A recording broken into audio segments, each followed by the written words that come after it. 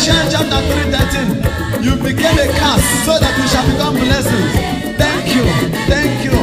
Thank you. Imena. Ekele.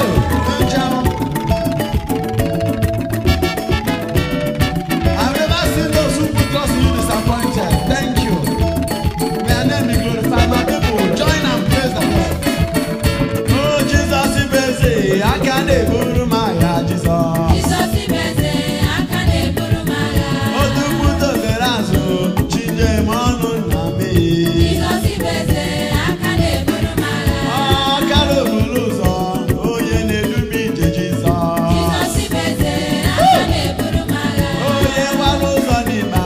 Oh, ye nje manu ezimo. Jesus is busy. I can't even my Ezimo wano to ye.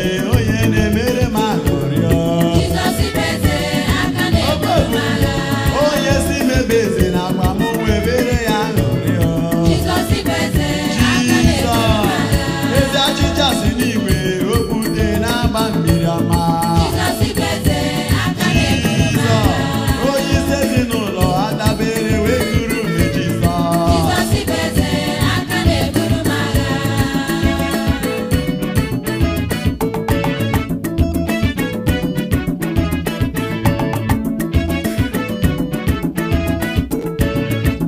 Melek, Ola, Akubatohia, Ọwọ́ Abaso. Omenukeko, Iwakae. Enwere m ọgba juru tọrọ n'ezinụlọ m. Enwekwara m O juru ọgba igwe juru ju tọrọ ụwa. n'ebe m na-azụ ahịa. Enwere m ọgba juru tọrọ n'ebe m na-alụ ọrụ.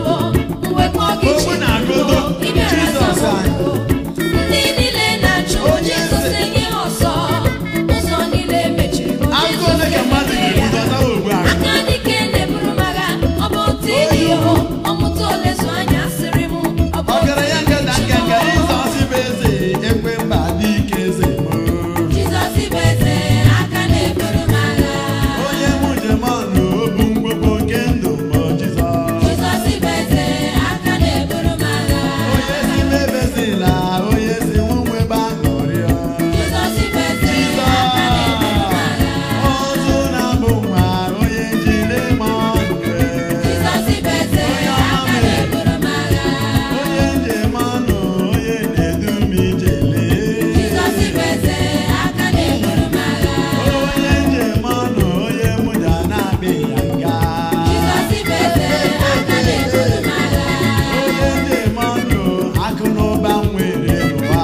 Jizọs bụ eze, aka na-eburu m agha.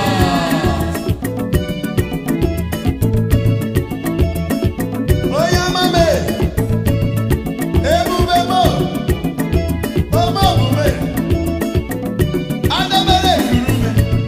Jizọs bụ eze o, aka dọwara aka ọnụ o, ike na-agbara m mbọ, obi ukwu. Ewewe ke ma Imewe n'ire m niile onye nwere iwere na nwere imo. ga-aga n'okwu. Akụ na ụba nke ndị nsọ.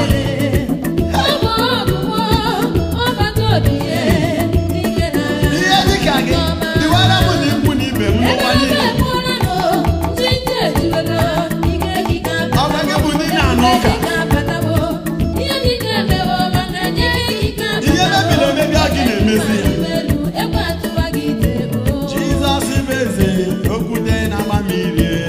Jizọs bụ eze, aka na-eburu m agha. Oh, Jizọs bụ eze, nwa atụrụ eji ịchụ aja lee. Jizọs bụ eze, aka na-eburu m agha. Onye ọma mụ n'obi, onye ọma na-edere anyị mma. Jizọs bụ eze, aka na-eburu m agha. Ebube mmadụ igwe ebube na-emere anyị amara. Jizọs bụ eze, aka na-eburu m agha. Ọgọgọdọ mkpuchi ọtọ, onye mụrụ nne n'obe. Jizọs bụ eze, aka na-eburu m agha. Ebube Chukwu ụmụ Gideon, Chukwu Adoration. Jizọs bụ eze, aka na-eburu m agha. O Chukwu ụmụ Ituku, Chukwu eji na-eme ọnụ. Jizọs bụ eze, aka na-eburu m agha.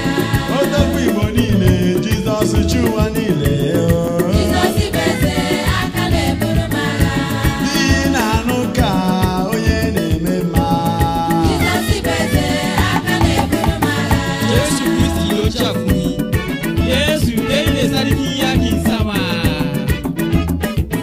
ụmụ Chukwu gbawanụ nganga n'ime onye nwanyị ebe nna gị bụ eze gị onwe gị bụ eze maka na ịbụ ụmụ eze Jizọs bụ eze ebe niile ọ gara agha obodo chetere ịdị n'ogbu akụ onye iro ọwawa anya Jizọs ewe iwe ebe Chineke nwe ụbịam pampa pawa ebelebe ije ya mmiri kunie n'ime uche ọgbụgbala si n'ugbo ime otu pụta dị mma onye ọrịa dị na mma ga na obi eze eze Jizọs anya bụ onye anyị papa Jizọs bụ eze aka na-eburu m agha o Jizọs bụ eze onye na-achụ ajọ mba ọsọ Jizọs bụ eze aka na-eburu m agha o Jizọs bụ eze apa gị na-agwa anya ọrịa lee Jizọs bụ eze aka eze na-agwa ọrịa o Jizọs bụ eze bụrụ onye odibo ụmụ ya Jizọs bụ eze aka na-eburu m agha o Jizọs bụ eze achịcha anyị na-ebe mmanụ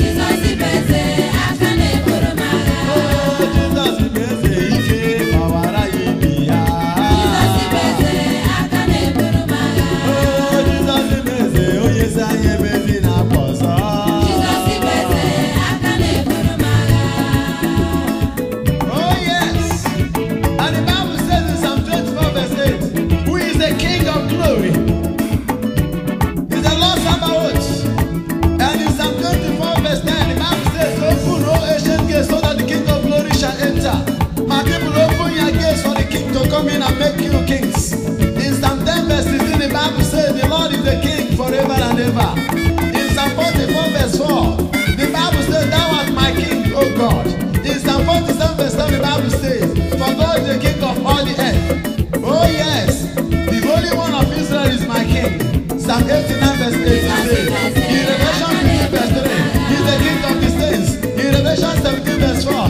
he is the Lord of lords and the King of kings in Revelation 19 verse 16 he is the King of kings and the Lord of lords yes Jesus is the King of the Jews in Matthew 7:32 in Mark 15:26 in John 19:19 may he be my King and may he be your King for he is the King of the universe in our situation he is the King I worship him